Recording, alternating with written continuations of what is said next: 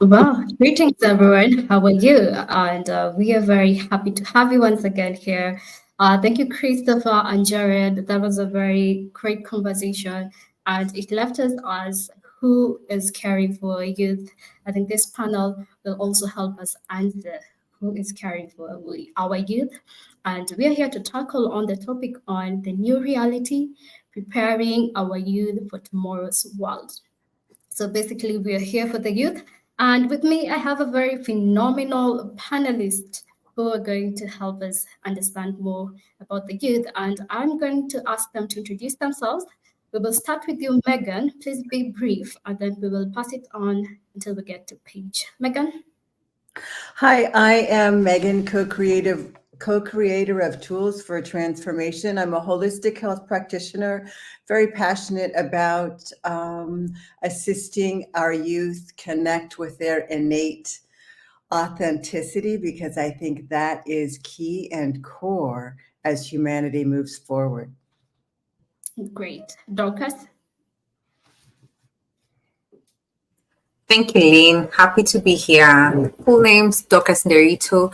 I work very closely with the youth. I support universities in just making them transition into the industry, preparing them with skill sets that are able to adjust them from the theoretical side that they have learned into what is required by the industry. I'm the founder of IHR Solutions, where we equip SMEs to understand how best to utilize human resource, but most importantly, prepare the talent to be ready for the industry. Thank you, Lynn. Well, welcome. Brian? Thank you so much for having me. I'm Brian Yurchak, the founder and CEO of Parallel Worlds. I'm passionate about bridging our physical and digital worlds meaningfully to, as Megan said, help people authentically express themselves. And we have a immersive digital twin of Earth. And so we help individuals and businesses deploy immersive media content with geolocational awareness. Brilliant. Maria? Hi, I'm Maria. I am a publicist. I work with futurists, technologists, ambitious entrepreneurs, amplify their voice and their work, and just get what they're doing recognized, essentially. So yeah. Grateful to have you here. Dalvin? Hello, everybody. My name is Devin Baldwin. I'm a WebXR developer and educator. I teach kids how to build immersive worlds utilizing WebXR technologies like A-Frame and 3JS. And I also have activated numerous online experiences for a number of companies, and I'll keep it brief. Thank you. Paige? Hello, thank you for having me. And yay, I love GatherVerse. Great to gather together again. I am the founding director of Better World Museum, Horizon Art Museum, and Women in Horizon. I have worked with young people and teens for over 20 years in museum and VR education. I've drawn a VR garden with over 4,000 students and really happy to be here. I also work at the Virtual World Society and Bit-Space Development, both of which implement initiatives with young people. Thank you, Paige. It's lovely to see you once again here. And let's put a premium to this roundtable. And we will start with you, Devin. How can we forecast the skills likely to be most valuable in AI-dominated job markets 20 years from now? My apologies. I got a call on my other phone. But yes. So the thing about AI, the thing about it being an AI-dominated space, the future, ultimately what AI is meant to do is to do the things necessarily we either don't want to do or to help us do things that we would like to do. And in a perfect world, AI will take over as far as more so be a base for the things that we don't necessarily need to do so we can focus on things that we would like to do. Mm-hmm. But as far as that as far as 20 years down the line towards skills, I'd say focus more so on automation, focus more so on robotics, machine learning. It's going to be a pivot in pretty much what we do. It'll basically very much be more technological in a sense, but also we have to have policy in place for the ethical use of AI, because once we go far or far enough to a point to where it is truly an AI world, who's to say what humans can or cannot do or how we interact with AI itself? So I think humans will play a very important aspect going forward in the policing or the policy holding of AI and maintaining AI systems. Yeah, but definitely. I totally agree with that. Brian, I see you agreed with that. Do you want to add something to that? Well, yeah, I think Devin said very correctly that AI can free us up to do a lot of the more emotionally intelligent things. So I would say the most important skills are openness and curiosity. So a lot of people are asking the question, what is it? And I would probably tell them to focus more on what will we make of it rather than what is it. So defining, leadership within themselves and confidence within themselves to interface with AI and use it as a sounding board, right? So you have a conversation with it rather than just kind of yelling into the void, right? That is totally correct. And let's shift gears. And I want to go to you, Maria. Please help us know what innovative learning models could schools implement to integrate AI literacy as core competence of K to 12 education. I'm not familiar with that education system, but I do believe most of you in the Western world are familiar with that. Please, Maria. So I can't speak too much to the specific model because that's like I just work with the people that create that, right? But I think that the important things coming from a communication standpoint is having these models that are teaching them the skills that they will need to thrive in this hyper technological world, right? And so, because people are the most afraid of technology when they don't understand it. And so if you have, and I think like a good example, it's not a learning model, but a good example is the great outcomes they're seeing with gamification in schools, where it's like they're learning in a fun way. It has good results. I'm not saying this specifically, but making it exciting to learn about it because it is just going to be a part of their everyday, and making them allowing them to understand in a fun way, and just having that be an important part of it. Yeah, definitely. I think Megan, do you want to add something on that? Please go ahead. I love Myla's response. I'm really passionate about the values determination. It's this program by Dr. John Demartini. It helps us define our highest values. And then what we do is we help the children find out what they love to do. And we keep, and our job as adults and grown-ups is to help children find out what they love to do and pave the way for them to do that, because that is the key to the next tier of humanity. So, for example, in early childhood, we help these children find out what it is that they love to do. We can use AI. I did this today. I said, how does one become a spa director? Because I'm coaching someone that wants to be a spa director. AI laid out the pathway to do it. So, and just as Brian and Devlin were saying, our authenticity and our passion is what guides AI. This is the key. AI is our helper. AI is not our controller.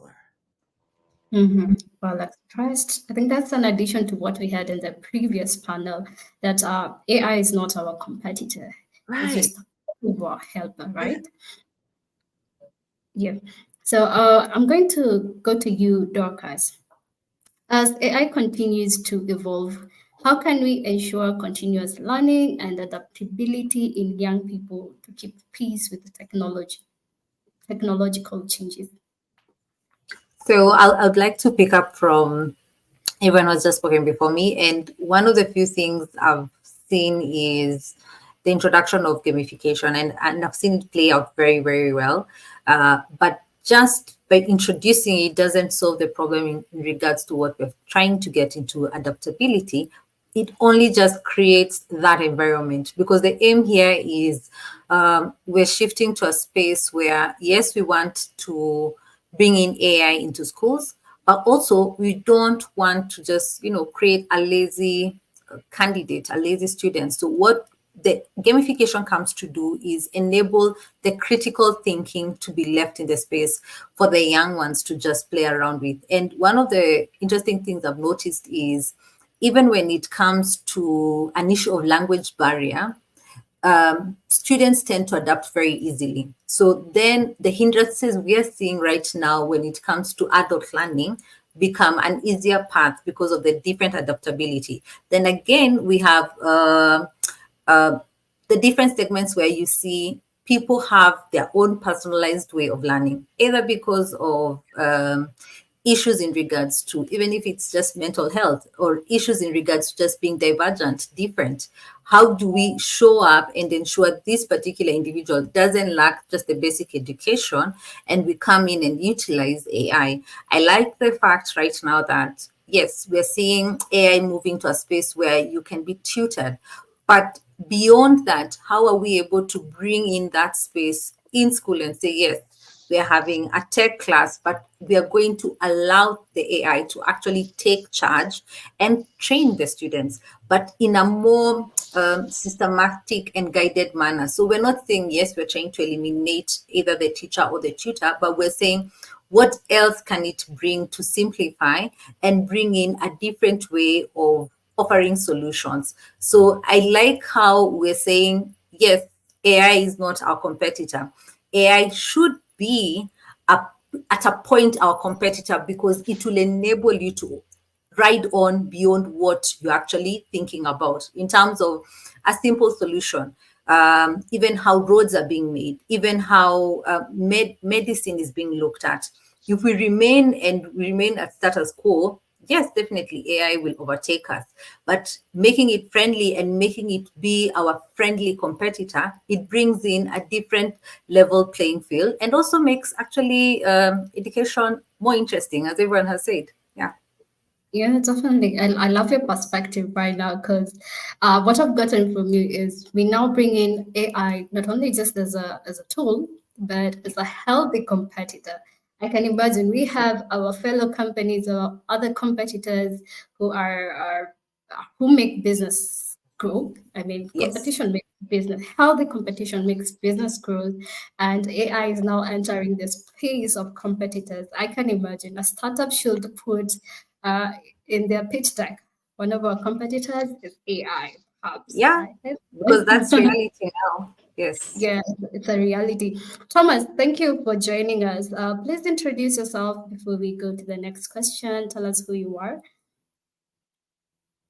Um, Thanks for the introduction. My name is Thomas Shiva. I'm the founder of Digital Realm Entertainment, and Digital Realm Entertainment is an end-to-end interactive company that focuses on bridging the gap between the creative and tech sector, and that involves working within the immersive and interactive technology space, where we work on video games, AR/VR experiences, and also at the same time using games and game technologies to solve real-world solutions and other challenges, and create innovative solutions that make the world a better place. And other than that, I'm a tech expert. I work on in multidisciplinary fields where I'm also an ecosystem builder. I lead the Rwandan Games Industry and Development Association, and at the same time, Inter Africa, or the largest nonprofit gaming organization on the African continent, and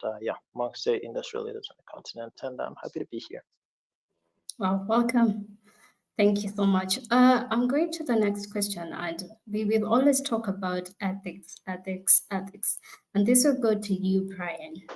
What are the ethical considerations we must teach the next generation to navigate in a world where AI decisions may impact every aspect of their lives?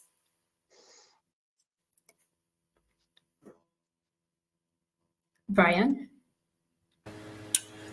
Well, this is a big one. Authenticity of or authentication of information and assets is a huge one. So AI has the ability to amplify good information or amplify bad information. So we need to make sure that we have healthy data that is being ingested by AI. And in a world where we can't agree on whether the Earth is spherical or flat, that's a huge, huge problem. The fact that we cannot agree on objective reality, that speaks to a big thing that we need to admit first before we port the entire world over into AI, which is that we kind of uploaded the world to the internet in plain HTML text 35 years ago, and now we have to get some pretty serious infrastructure in place. So I think we need to focus on healthy data. Healthy data, definitely. I think that's something that someone on the previous panel that added, when we rely over so much on one data, it becomes so biased because it's the same information, the same people who fed it. How about bringing in new data? How about bringing in new information? And I was someone once mentioned about a practical bias that can show up in schools, whereby kids, when they are asking, or students, when they're asking for loans, and the AI can tell you who you are by your name, or can tell who you are by your financial status, and it can be just so biased because of just what your name is, and it just decides, I won't give you a loan. And for another student who is more of whatever it's meant to believe is the right person to have the loan, they get the loan. So we're going to have a very divided society if we're not careful about the ethics. And I see your Paige nodding on to this. Would you like to add something on the ethical sides of AI? Yes, thank you so much, Lynn. I'd like to build on Brian's concept of healthy data, right from the core of building that foundation or rebuilding it healthier. As we talk about students, also building in frameworks so that what they share is safe, unable to be exploited, so that they have an AI literacy through the critical thinking skills that some of our panelists are talking about. And then also, Darkus talked a little bit about the concept of using it right as our not just as a tool or an ally, but as our competitor, and having those critical thinking skills to stop, to pause a moment, and think more about what do we see here or what do we not see here, built into the skills of students, whether it's through visual thinking strategies or gamification, implementing these concepts within ethical building, and so that young people are participants in the healthy data creation. Thank you for that addition. We have spoken a lot about personalization of education, personalization of how we train our kids, our young people, building on skills. And I want to go to you, Megan. How can AI be used to personalize education, ensuring that learning is aligned with each student's strengths, weaknesses, and interests? You're muted, kindly.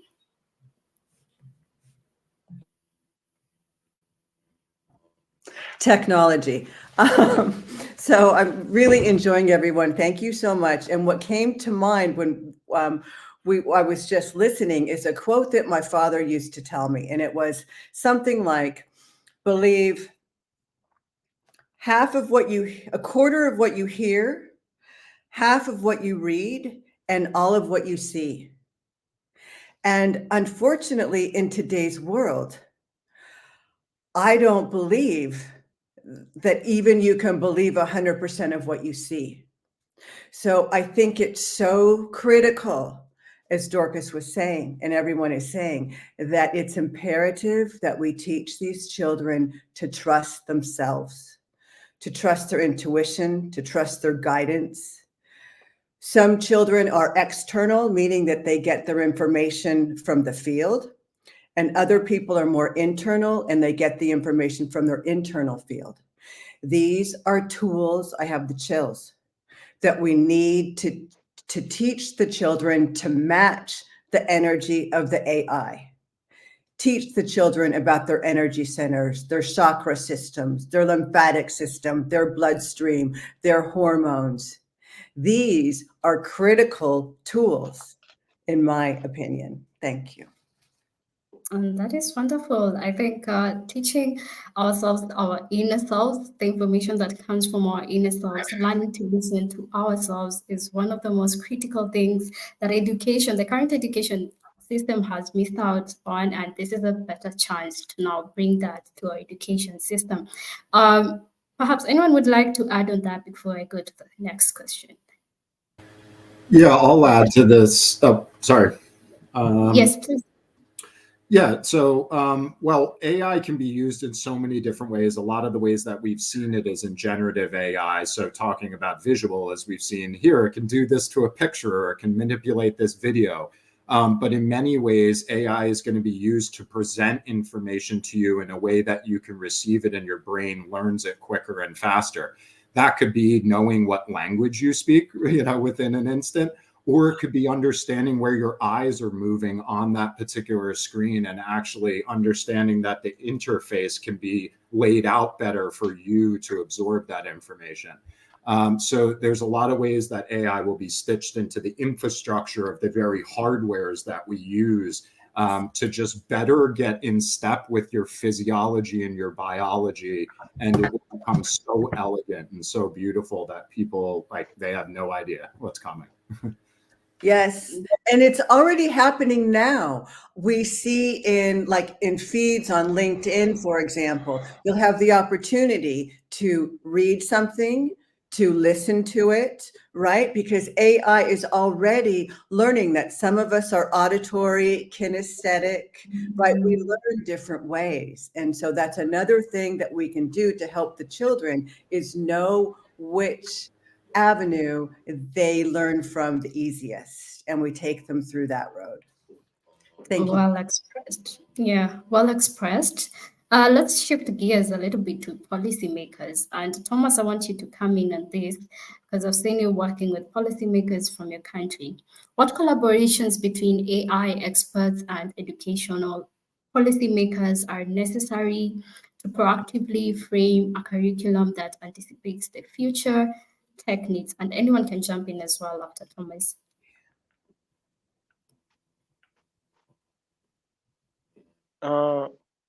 I think when it comes to policy, and that's speaking from my partner perspective, because I wouldn't say that I'm the best expert to say or decide what happens when it comes to AI policy, but it's like for anybody who's a parent, I'm not a parent, but I've grown up, I have siblings, I've grown around kids, and there's that time around when a kid comes to this age where you gotta have this talk, right?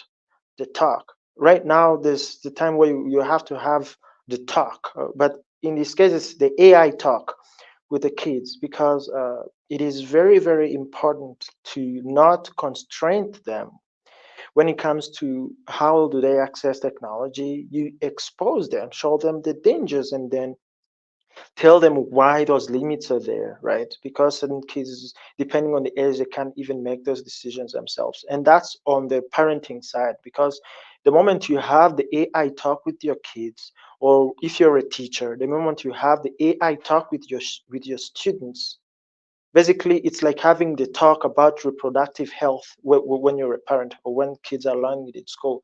It may sound something you shouldn't talk to the kids or something, but it's really, really important. You don't do it, it's there anyway. They're gonna learn it from somebody else, and you're not gonna like the way they learn it, and they're gonna try to experiment and see what's really happening. And then you realize it's something you could abuse when you don't know how to control it. Then you're going to find yourself in a really, really deep rabbit hole that doesn't end in any way that is fun. So for the policy aspect, for example, when it comes to education, right now, every educational institution has been scrambling to actually find a way to contain or to control, just to find a way to stay ahead of the curve. But most of them are playing catch up because, as you know, policy and innovation, it's like a rat race. Innovation is always running so fast, and policy and everything, regulatory is always playing catch up. And it's never easy for the policymakers. And at the same time, innovators who want to move really fast, they also don't like to be constrained by certain policies. Or sometimes you say, how come somebody who doesn't understand what a tag is, or what a line of code is, or what a neural network is, make a decision that affects us, even though sometimes you don't need to be right, you just need to find a perfect sweet spot, like the balance, where they both agree with each other, because it's never going to be an even race. Innovation is going to be far ahead, and this is just going to be too ambitious. That's how the world moves, right? If you don't have innovators who push everything further ahead, and then the policymakers don't have anything to chase, because when everything is perfect, then what are we chasing? What are we yearning for? So what we've looked at, for example, here, I've been working closely with the Center for the Fourth Industrial Revolution, and part of what they're working on is to actually develop the national AI policy, and also to advise the government on the AI policy and its use in the fourth industrial revolution, where you have a lot of uses, and also there's also a bubble happening around the technology, because most of the use cases we're seeing right now is highly speculative. Most people are just using it for fun or to cut corners. There's no real utility for most people. If you say the GPT model has, let's say, 200 million users, the people who are actually benefiting from using that are the people maybe in businesses, and the other people are the people, let's say, for example, in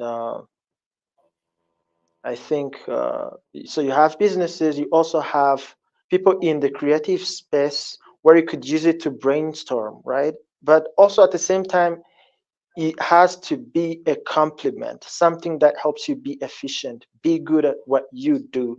And then how do you design policies around that? Because these things, you have no idea.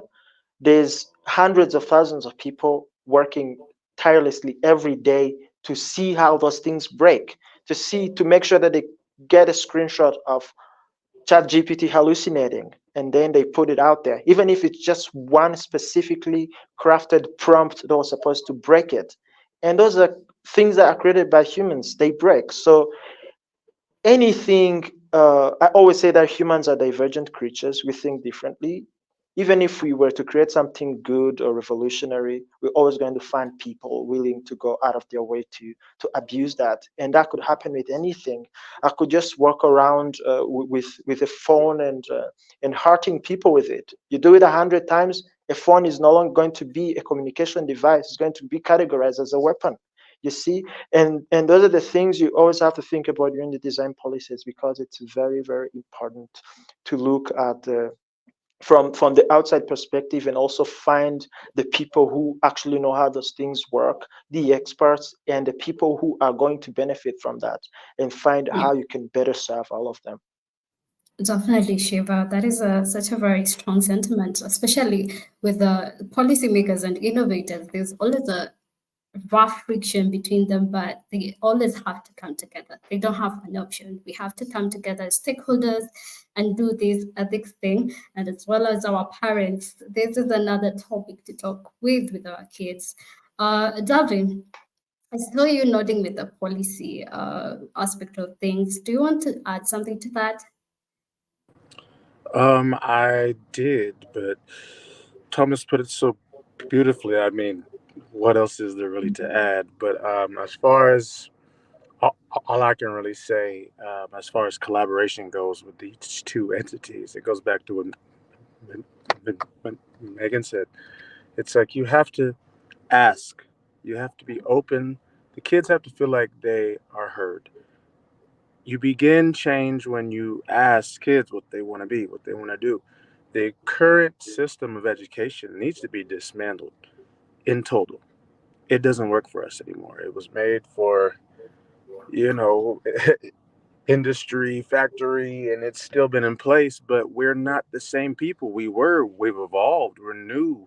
We think different ways, we learn differently, and that needs to change. It needs to be adapted. It needs to be replaced with more project-based learning, more hands-on makerspace type learning initiatives, being able to be hands-on and being able to introduce kids to something that they can grasp, something that they can conceptualize. And it needs to be for the future. Where we are now in Mhm. education, it's very much still the same run of the mill. And then people graduate and they're like, why can't I find a job? Well, because they trained you to be what they were, but they're not that anymore. We've evolved. So education needs to evolve. And I see a lot Yeah, of great initiatives happening to make that happen. Actually, fantastic. if Yes. I may add something to what you just said, there is a concept beyond, as we thought we have a lot of great experience in creating interactive experiences in the virtual worlds. When you talk about gamification and specifically targeting kids, there's an aspect when it comes to education through play and first principles learning. There's something called constructionism, right? Kids learn better when they are able to build things. And the concept of constructionism is something that we've been trying to experiment into through various approaches. Where how can you gamify education? And I believe that's the new wave of education, because when you look at how kids evolve, often they're able to create much more things in a more divergent way as kids, because they think laterally. They don't have any template they adhere to. But as they go through these specifically crafted education systems, in the end, they end up sometimes creatively numb, so that they only know, sometimes they just know how to sit in class and answer exams, or they just know one topic, let's say 1, 2, 3, 4, 5, incremental difficulty increase, or just know one topic. Basically, they are hyper specializers, or they just know about one topic. And when you get into the real world, where it's very dynamic, you can't just increase difficulty dynamically. When you talk about things like the way you evolved in a video game, you have this called path to mastery. Sometimes you Mhm. don't know what boss you're gonna face.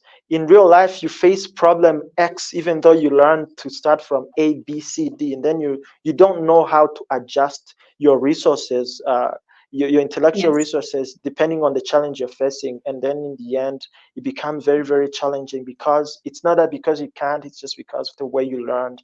And Mhm. people who are learning in a hands-on environment, where you say, aha, this is a pen, how do you build a pen? And then you start with the basic principles of what makes a pen, and then you start on how do you actually get to a pen, and then you get to learn every individual piece, which means after you're able to build this, you can disassemble it and you can build something else that isn't even a pen. You can build, I don't know, a pen 2.0, who knows? But those are the best examples that I could give. But other than that, you need to interact. It needs to be something that has a goal. It has a goal, just like the way you always just chase something. You may not achieve it, but in between you get somewhere. You move the needle. It doesn't have to be about just answering exams and stuff, because he put it so well that yeah, that you yeah. yeah, okay, yeah, that you have to Yes. actually have a system. And I think constructionism, building things, kids are the best way, are the best place to start, because when you look at kids, they're highly creative and they are like the best copy machine you will ever find. Yes. Whatever they see the adults do, they can copy 150% better. So definitely, Thomas, and we hear you. Thank you for letting us know about how kids. It's very good data, and we can learn so much from that about kids. And let's shift to environments, especially virtual environments. And I'm going to you, Maria, and Delvin or Paige, who you're very experts. You're experts in virtual worlds. You can jump on these. How can virtual reality and augmented reality, powered by AI, be utilized to stimulate real world challenges for students in safe environments? Maria. I think so. I know for me as a kid, I can't speak because I don't have a ton of knowledge in youth, but I can say for me as a kid, if I had had the opportunity to take things out of just the boring textbook and like essentially get to live them or experience it like just on a different level, I think I would have been a lot more interested. I don't know. I know that things have evolved since I've been in school, but I would just say that it just gives you one more level of understanding. And like obviously, especially like in history, you can't go and actually live that. So this is the next best thing. And I think that it allows kids to use a part of their brain that will allow them to imagine things and just kind of take things in more than just you know, in the textbook that you're reading about some place that was, you know, from 2000 years ago, and it just, you know, it brings it to life. And I think that's all I can really say to it. But I would love to hear what people who actually are like creating VR things like this have to say about that. Yeah, definitely. Thank you for that contribution. Megan, please go ahead. I'm not sure if I understood the question because I'm not a techie, but what did come to mind is we could show children like a simulation of a traumatic event or an experience that they may come across, or perhaps they already did. And then you use a trauma resolution technique where you break it down into increments. This is huge. I'm getting this download because one of my passions is how can we help children remyelate their brains, replasticize their brains, get back into their prefrontal cortex after the trauma they've had in being stuffed in the closets for 4 years during COVID. I'm sorry for being so blunt. But this is a way that we could do huge trauma reorganization utilizing AI. We get the children like in a classroom on a screen going through some things and just break it down in a group. And these children, we can help them reorganize their nervous systems through breaking things down into little chunks and pause and breathe and share and write a story and share and let's color. And you get the idea. Oh, and one more thing. I got a quote by Oscar Wilde. I am not young enough to know everything. Our children know everything. And that's the flip that we're talking about with the education. Children come into the world knowing everything. Their central nervous system, for the most part, is divine and pristine. And it's our job to learn from them and help them keep that system pure. Definitely. I still have a few time left, but let's jump into AI first. And I want to address this to you, Dorcas. In what ways can AI-powered analytics predict future career paths for students, and how can students or schools utilize this information? So that's a great question. I think one of the things, and I'll just pick it up from the previous discussion, when you're thinking about VRs and everything, the simulation actually really helps any person who's thinking of, I'm going to be a doctor, I'm going to be a surgeon, take it up, real life experience, feel it as it is, and then get into your memory set and saying, okay, this is exactly what I'll be doing on a daily basis. Am I ready for it? Can I handle it? Or what can I do to actually take up the role? So what I've seen, and this I picked actually from a conversation I was listening to. He's called Mo Gawat. He was in the Diary of a CEO. And what he says is how you handle stress, and it's related when you're choosing careers, really matters on how your emotions are. So if you've gone through a really bad traumatic experience, you find yourself shielding yourself from that memory. But then again, he did a study where he asked around 100 people, what if that particular memory was erased? Would you, and this is like after 20 years, would you still want to take up some of these roles? And half of the people were like, no, that pain I went through made me become somebody else. So yes, the AI would come and enable you to see the environment. But then again, you discover that the reality you're living in enables you to reinvent yourself in a different way. And some of these things are the ones you really don't want to remove it from reality at all. But also you want to bring in AI to simplify, I wouldn't say the confused segment, but the lost segment where they would take maybe probably 10 years into choosing a career and they stick into a whole back and forth grind. I mean, if you look at the great leaders we've had, you will discover that they went through a phase of loss and then they got into self-discovery.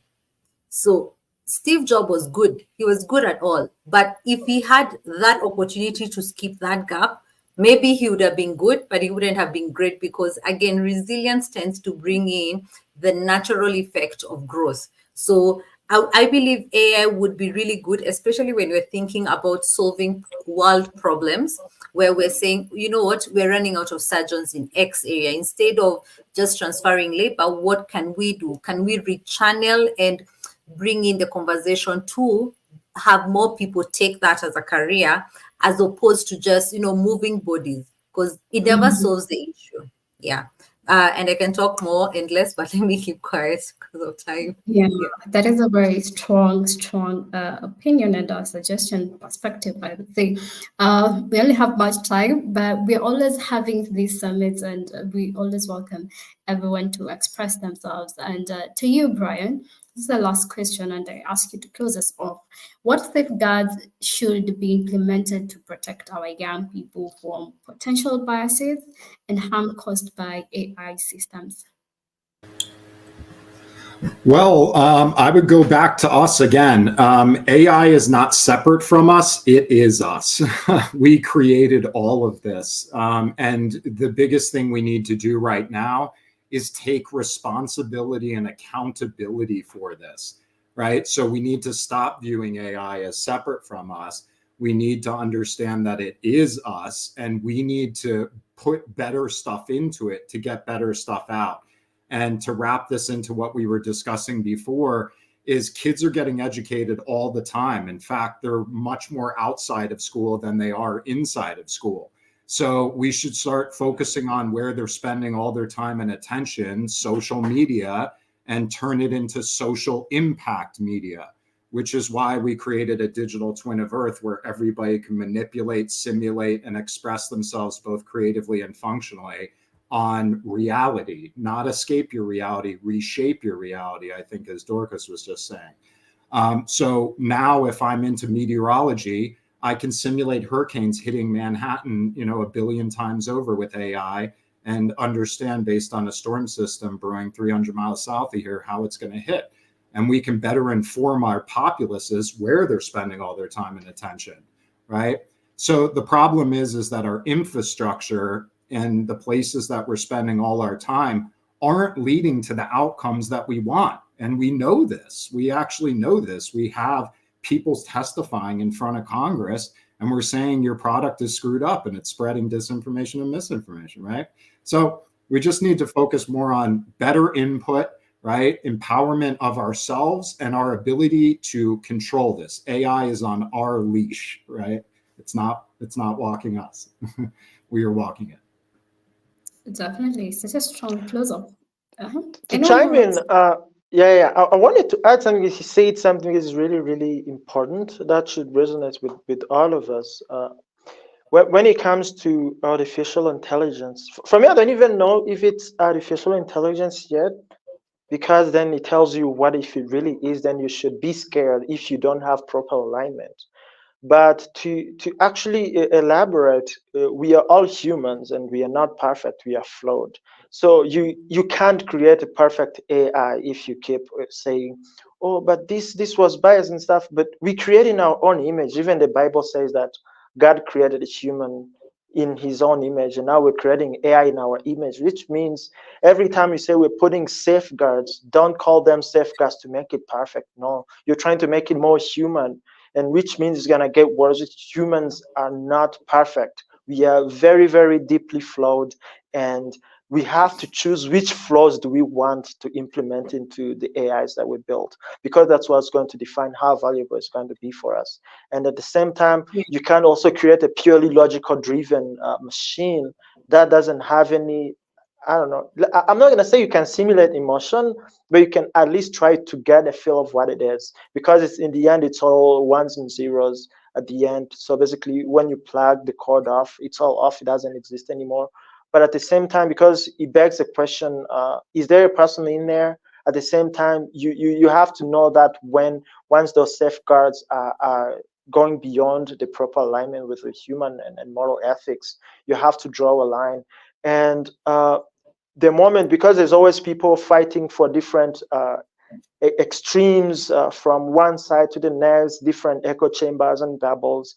And we don't even need to give examples, all know what those are. But if we want to create something that serves humanity, then we need to think of what could benefit humanity on an objective perspective.